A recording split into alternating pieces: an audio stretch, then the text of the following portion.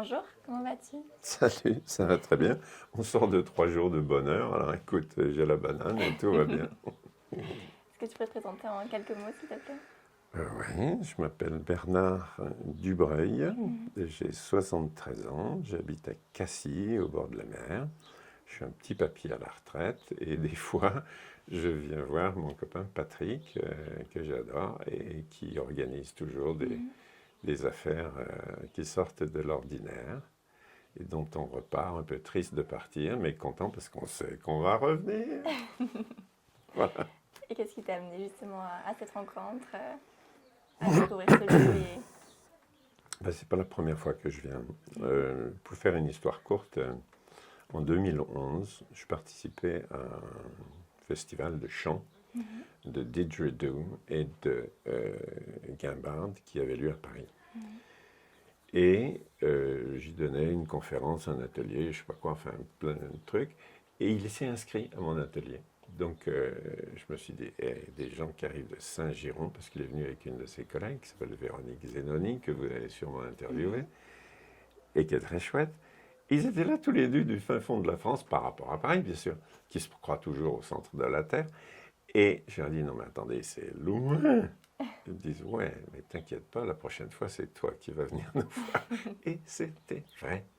Depuis, je suis venu en 2012, 2014, 2015, je crois que je ne suis pas venu en 2017, mais je n'ai pas sauté beaucoup d'années parce que à chaque fois, je tombais sur des gens qui avaient un côté joyeusement déjanté, mais profondément dévoué à la transmission de leurs connaissances et à l'opération de leurs connaissances. Ce pas des gens qui font juste de la conférence. C'est ça qui est magnifique dans ce Mais moment de oui, partage. ils font de l'atelier. Mhm. Et ils courent tous les ateliers les uns des autres parce que c'est toutes des approches différentes, mais avec un paquet de choses en commun qu'ont en commun les jeunes qui ont repris la direction, là, qui sont d'accord sur les valeurs, qui sont d'accord sur pas compter leurs heures, qui sont d'accord sur ceci, sur cela. Je ne veux pas faire la réclame, mais je te jure que ça fait un plaisir de voir cette équipe à l'œuvre pour reprendre les manivelles des gens de mon âge, et il est largement temps qui fassent leur place, et ils la font déjà vachement bien. Donc moi, je sors d'ici très content et du présent et de l'avenir. Bon, tant mieux. Et toi, alors, qu'est-ce que tu es venu présenter ici et partager avec nous? Je suis venu présenter quelque chose que j'avais amorcé en 2016, que j'avais amorcé par un côté qui était un peu, pas m'as-tu vu, mais disons un peu, entre guillemets, impressionnant. Quand tu étends quelqu'un sur une pierre, puis tu lui dis, ok, étends-toi, là, tu vois, c'est pas confortable, mais s'il vous plaît, étends-toi. Bon. Et que tu lui dis, en lui prenant les pieds, tu me permets de te prendre les pieds? Alors la personne en général dit oui, parce que c'est pas trop dangereux. Tu lui dis, ok, tu écartes les pieds je vais le faire sur mon genou, on va dire, voilà, tu écartes un petit peu, puis tu dis, est-ce que tu sens encore mes mains? La personne est là-bas, elle a la tête là-bas, elle a les yeux fermés. Hein, si elle a les yeux ouverts, c'est pas tellement intéressant. Mais si elle a les yeux fermés, la question, est-ce que tu sens encore mes mains, a de l'intérêt. Parce que tout d'un coup, quelque chose qui est en dehors du corps, enfin, ça a l'air que je suis en dehors de mon corps, tu es d'accord avec moi, bon, peut transmettre quelque chose, on ne sait pas comment, à un cerveau qui, enfin, probablement au cerveau, on va dire, hein, et qui est capable d'en faire quelque chose. Il y a une information là. Et la personne te dit, oui, oui, je sens tes mains autour de mon pied. Et moi, je dis, oh ben, ok, je sens ton pied. Et là, je lui dis, ben écoute, on va aller faire une petite balade. Et je prends ce que je tiens dans mes mains, et je lui dis, ben, tu vas me dire de quel côté on s'en va, c'est toi qui vas me le dire. Puis je fais, je m'arrête là. Puis je dis, c'est quoi le mouvement qui vient de faire ton pied? Ah ben là, j'ai l'impression que c'est monté vers le haut. Ça se peut-tu? Enfin, c'est pas tout le monde qui a un peu l'accent québécois, là, mais je veux dire, c'est vraiment la question qu'il pose. Et toi, tu dis, ben, ouvre tes yeux, regarde donc. Puis là, ils se disent, oh, bizarre. C'est incroyable. Sauf que, c'est pas fini.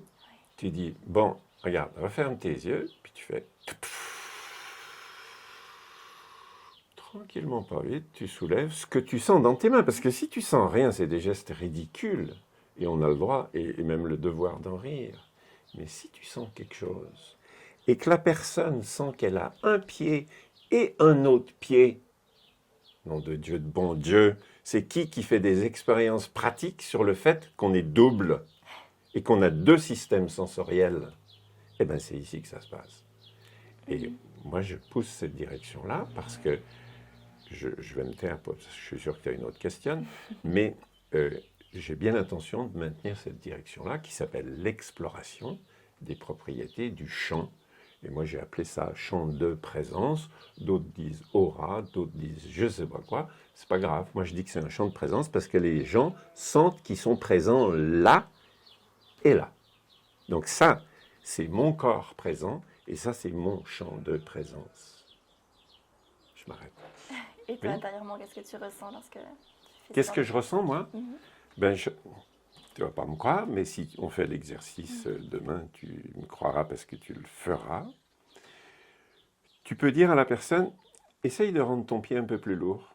Alors, ça t'effondre pas les mains, c'est sûr, mais tu sens comme un gaz qui s'accumulerait dans tes... Je ne sais pas si tu as déjà joué à faire couler du gaz carbonique le long d'un papier journal. Tu n'as jamais fait ça? Non. C'est plus lourd que l'oxygène et l'hydrogène. Donc tu peux verser du gaz, le faire couler dans un canal et sentir sa sortie. Il pousse sur toi. Il a du poids, ce gaz. Bon, mais ce truc-là, ça a du poids comme un gaz. Donc c'est quelque chose que tu peux sentir. On a une sensibilité assez fine pour sentir le poids d'un gaz. Je te jure, j'ai déjà fait la démo avec le gaz, là, je sais de quoi je parle. Hein? Donc, tu peux sentir un poids et tu peux faire varier ce poids. Tu peux lui dire, veux-tu le lever un peu plus haut encore? Et il te le lève et tu ressens que le mec est rendu là. Et puis tu peux le ramener en bas, puis tu peux lui dire, ben, écoute, j'enlève mes mains, rentre à la maison, c'est-à-dire remets ton pied dans ton pied. Ça paraît juste des exercices drôles à la limite. Bizarre, mais drôle. Est-ce que tu vas partager quelque chose avec nous, mettre ça en pratique? Julie, j'aimerais te montrer, sur un exemple qui va durer juste quelques minutes, ce qu'on fait dans les ateliers, dans la première partie de l'atelier où on expérimente les propriétés de ce champ qui se situe autour de notre corps et que moi j'ai appelé le champ de présence, mais qu'on peut appeler comme on veut. La première question que je voudrais te poser, c'est est-ce que là, actuellement, tu ne regardes pas, hein, tu fermes tes petits yeux, tu comptes juste sur tes sensations tactiles, est-ce que tu sens quelque chose autour de ton pied, du côté de ton pied, mets-le dans tes mots, dis-moi si tu sens quelque chose. Là, je ressens une énergie à gauche. Tu sens quoi? Une énergie à gauche. Une énergie? Une Tu sais ce que c'est, toi, une énergie? Qu'est-ce que tu veux dire en disant une énergie? Une présence. Une présence. Tu sens une présence. Là, tu m'enlèves les mots de la bouche parce que c'est précisément comme ça que j'appelle ce chant. D'accord. Je l'appelle le chant de présence parce que ça permet de sentir la présence de quelqu'un. Imagine à l'époque où on était hommes et femmes des cavernes, savoir s'il y a quelqu'un qui veut te bouffer ou savoir s'il y a quelqu'un que tu peux manger, eh ben, c'est vachement important. Et si tu es dans la nuit, c'est encore mieux de le savoir. Eh ben, tu le faisais en utilisant ton champ de présence. Dans le temps, les gens avaient certainement une meilleure conscience de la présence de leur champ de présence. C'est exactement cette sensation, une sensation d'oppression comme si on rentrait dans Eh ma bien, vie. ouais, tu peux dire, il y a quelqu'un là. Hein? La question de base, il y a quelqu'un? Eh bien, ouais, la réponse, c'est il y a quelqu'un. Alors, maintenant, on va jouer à décaler ce champ de présence de la partie du corps qui l'entoure. Donc, je vais tout simplement faire des mouvements avec mes mains, en tenant ton champ de présence dans mes mains. Et c'est toi qui vas faire Radio Julie et qui va nous décrire en temps réel ce que tu ressens. D'accord. Alors, vas-y donc. Là, où est-ce qu'il en est ton pied en ce moment? Là, c'est à gauche encore. J'ai pas entendu. Encore à gauche. Ça veut dire quoi encore à gauche? Il est allé à gauche? Oui. Ah, tu veux dire, tu parles encore du pied gauche. C'est C'est ça, ça oui. que tu voulais dire? Exactement. Oui, on parle toujours du pied gauche. Je te pose une question.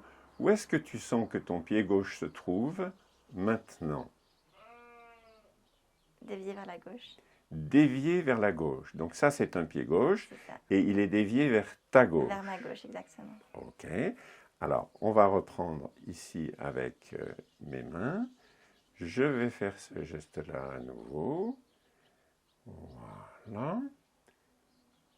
Et je te repose la question. On va voir si c'est bien stable. Où est-ce que tu sens que ton pied est maintenant?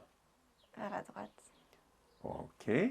Et du point de vue de la hauteur par rapport à la table, est-ce qu'il est en dessous de la table, au niveau de la table, au-dessus de la table? Au-dessus à droite.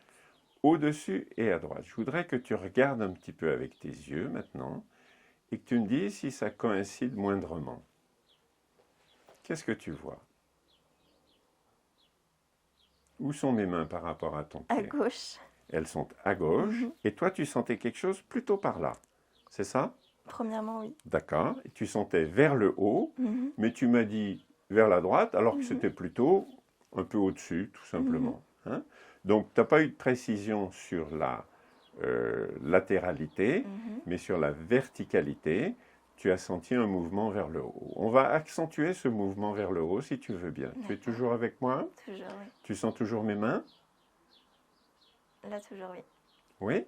Alors, je vais tout simplement soulever, là je te le dis, c'est pas à toi de le trouver, je te le dis. On monte un petit peu plus.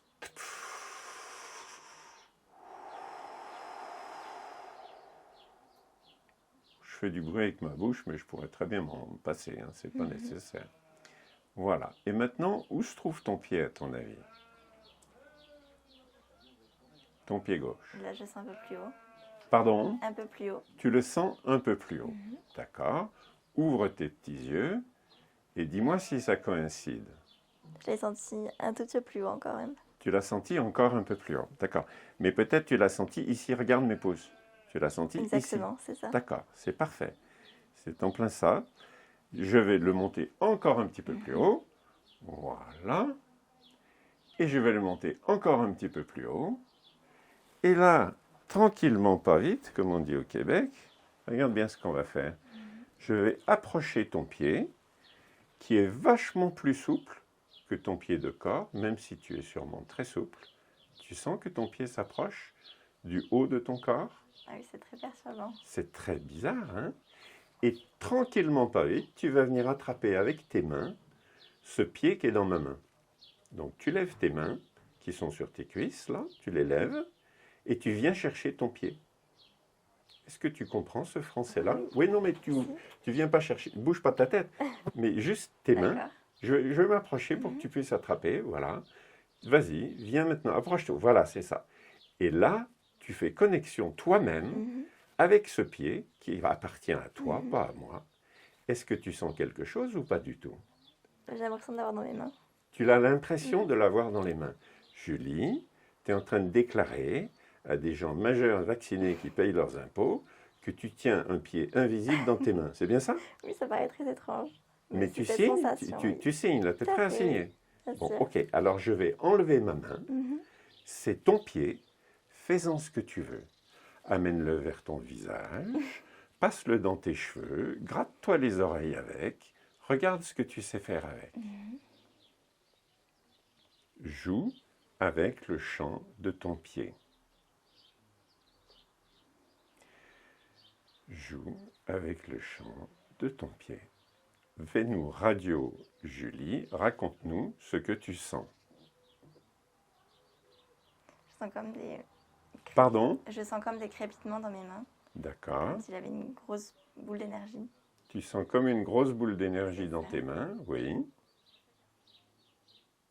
Et c'est assez lourd, comme si je portais Et quelque c'est chose. assez lourd.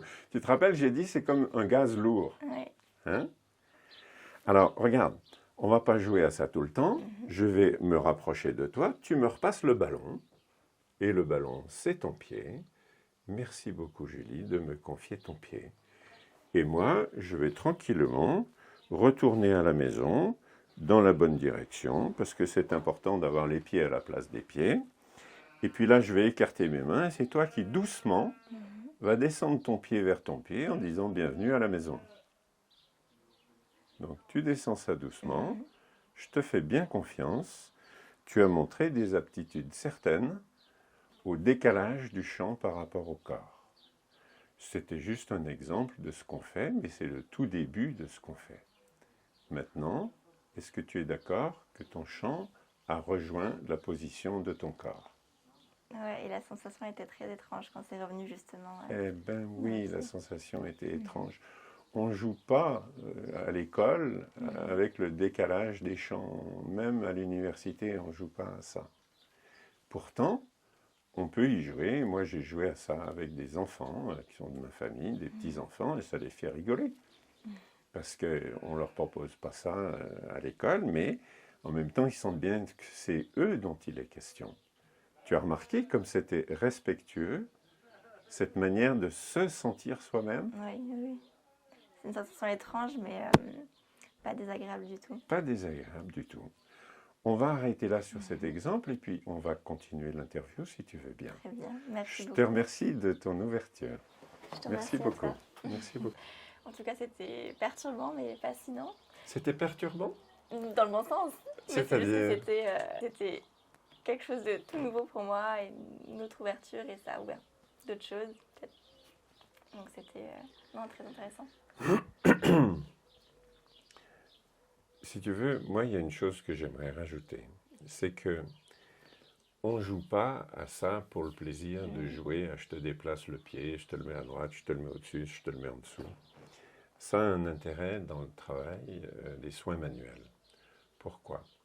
Parce qu'au moment où tu déplaces le champ de quelqu'un par rapport à son corps, relativement souvent, tu fais surgir un vieux traumatisme qui était bien caché, que parfois la personne elle-même ne voulait pas voir, mais qui surgit à cause de ce déplacement, comme si le déplacement était un outil d'investigation pour des douleurs cachées ou des restrictions de mouvement cachées, mais qui était prête à dire et moi, je prendrais bien un petit soin.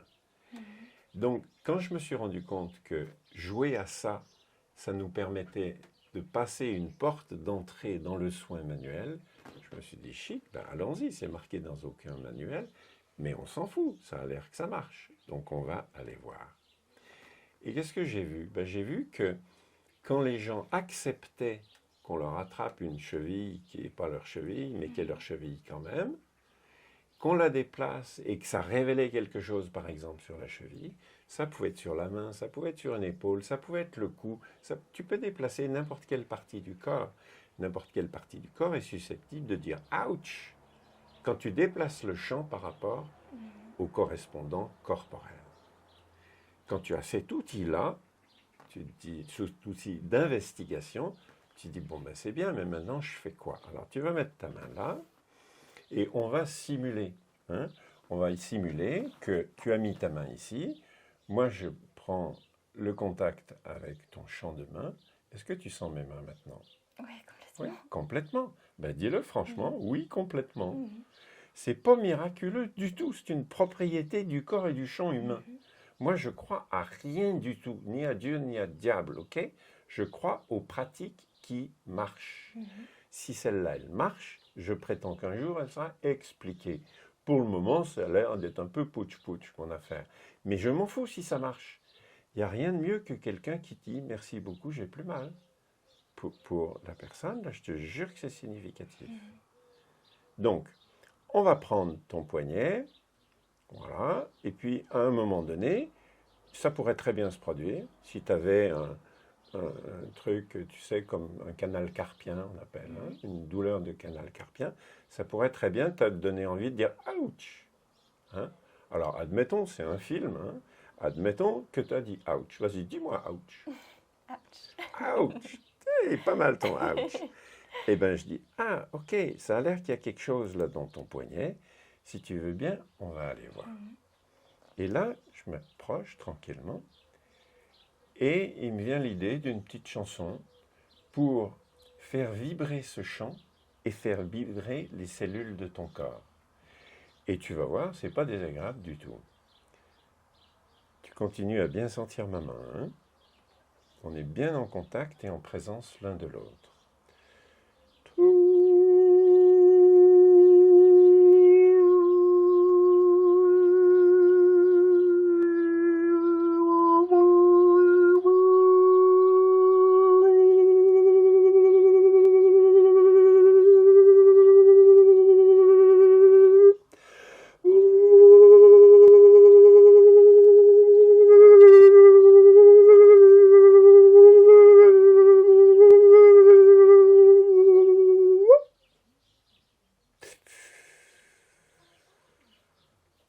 Et puis là, je repose tranquillement la question. Puis, cette douleur, est-ce que ça a évolué? Est-ce que c'est plus douloureux, pareil ou moins douloureux? Et là, tu réponds très très franchement. Ce que j'ai observé, c'est que dans plus de 80% des cas, c'est vraiment ahurissant. Je ne l'explique pas, mais je l'observe. Les gens te disent, bah, c'est bizarre, mais c'est plus léger. On dirait que la douleur s'est atténuée. Et pour les gens, et c'est comme ça que j'ai commencé, qui ont des douleurs fantômes, c'est-à-dire des douleurs dans une main qui n'est même pas plus là parce qu'on leur a coupé le bras ici, et bien les douleurs fantômes, et là je te demande juste de me croire, mais j'ai tous les documents que tu voudras, y compris ceux que tu voudras montrer dans ton film, parce qu'ils sont hors droit, et bien les gens me disaient, mais c'est bizarre, c'est incompréhensible, mais j'ai plus mal. Et moi je leur disais tout de suite, mets ta main, non, bouge surtout pas, je vais t'apprendre à le faire pour au cas où tu as mal. Mets ta main au-dessus de ta main et demande-toi si tu sens la main qui est en dessous. Pose-toi la question, fais ça, la distance n'importe absolument pas. Tu peux te mettre là, c'est pareil. C'est pas moins fort parce que c'est plus loin. C'est pas comme la lumière ou le son. La distance, ça n'a aucune importance. Est-ce que tu sens ta main? Je la sens. Bon, alors, tu vas faire un petit chant du genre.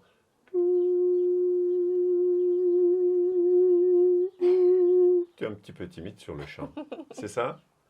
Alors, je ne t'embête pas avec le chant.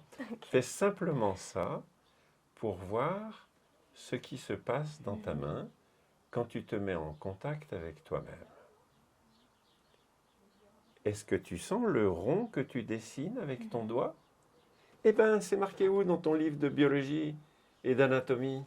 Tu es d'accord que ce n'est pas dans ton livre? Alors que n'importe qui peut faire ça, tout le monde s'en fout. Au niveau de la science officielle, c'est pas décrit, on s'en fout. Moi, je trouve que c'est dommage. Je trouve que d'abord, c'est un très joli jeu, et ensuite, si ça nous emmène vers moins de douleur et plus de mobilité, on aurait tort de s'en priver. Je pense vraiment ça. Alors, c'est clair qu'on ne peut pas faire ça pendant des heures, on a encore plein de trucs à se dire, mais on va souhaiter bonne chance à tous ceux qui ont l'occasion de nous entendre. Et dites-vous bien que si vous avez l'occasion de venir à des rencontres d'ostéopathie comparée, eh bien, il faut le faire parce que vous allez aimer ça, comme tous les gens qui ont été ici depuis 16 éditions de ces rencontres. Bonne chance à vous tous. Et merci beaucoup Et merci à pour ce toi. partage Et merci ce à moment. toi.